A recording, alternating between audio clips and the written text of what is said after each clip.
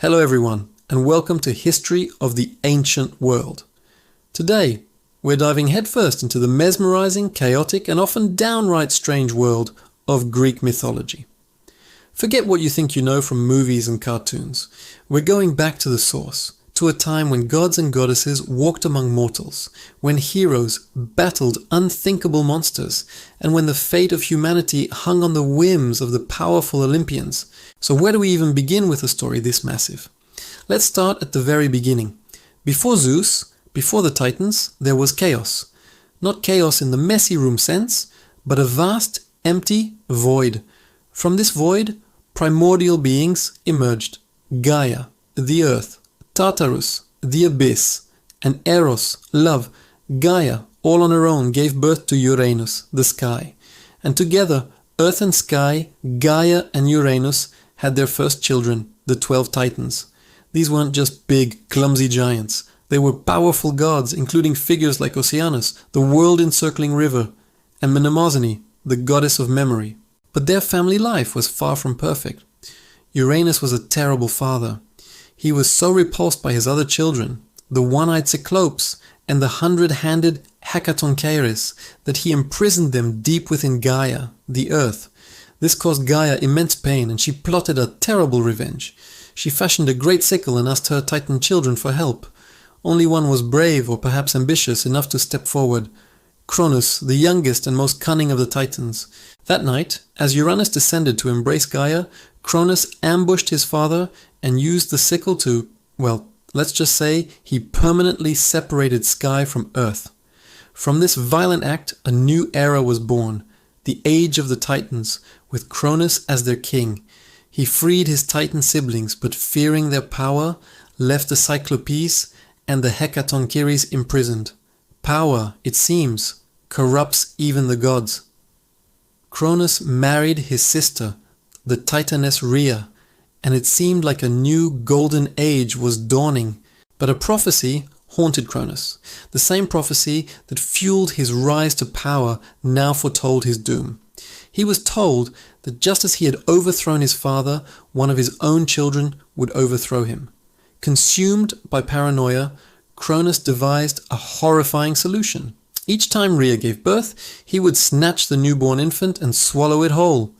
One by one, he consumed his children: Hestia, Demeter, Hera, Hades, and Poseidon. They weren't dead, but trapped, alive and growing inside their own father's stomach. Rhea was heartbroken. When she became pregnant with her 6th child, she was determined to save him. She went to her parents, Gaia and Uranus, for advice. They helped her hide away on the island of Crete. There, in a secret cave, she gave birth to a son. His name was Zeus. To trick Cronus, Rhea wrapped a large stone in swaddling clothes and presented it to her husband. Without a second glance, the paranoid king swallowed the stone, believing he had once again cheated fate. Zeus grew up in secret on Crete, raised by nymphs and protected by the Curetes, warriors who would clash their spears and shields to drown out the sound of his cries.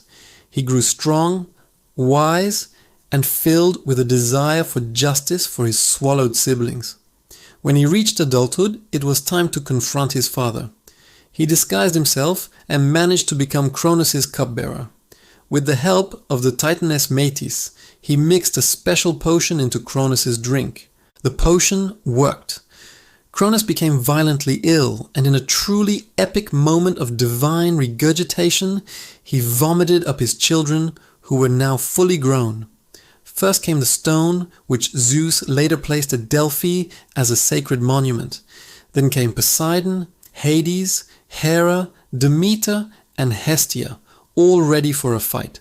The stage was set for the greatest war in mythological history, the Titanomachy, the war between the Titans and the new generation of gods, the Olympians. This wasn't a battle that was won in a day. It raged for 10 long years.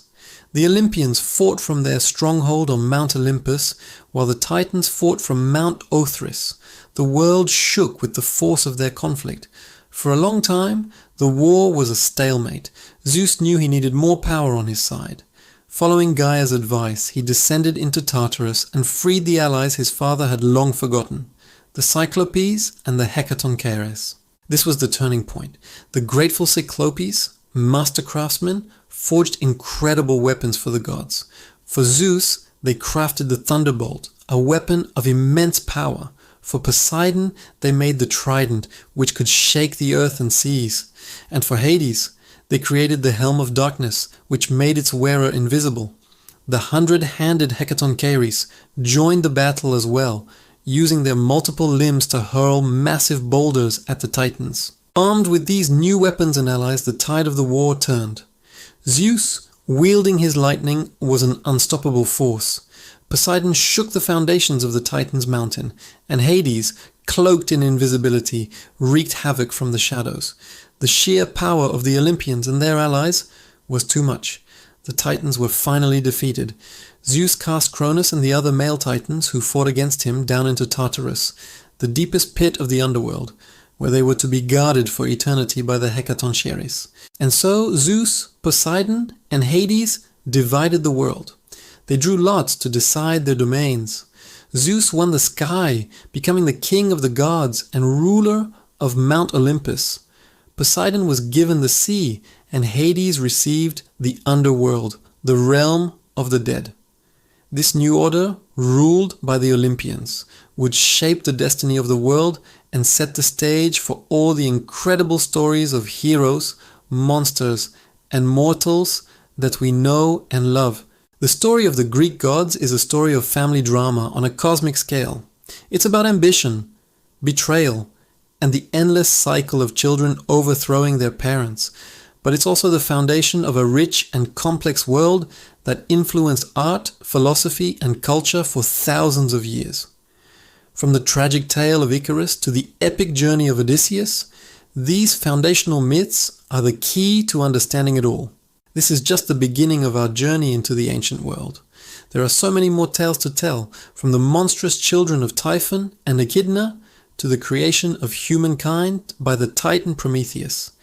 Each myth is a thread in a vast and beautiful tapestry.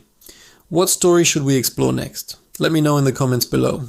Thanks so much for joining us on History of the Ancient World. If you enjoyed this journey back in time, don't forget to like, subscribe, and hit that notification bell so you don't miss our next adventure. We'll see you in the next video.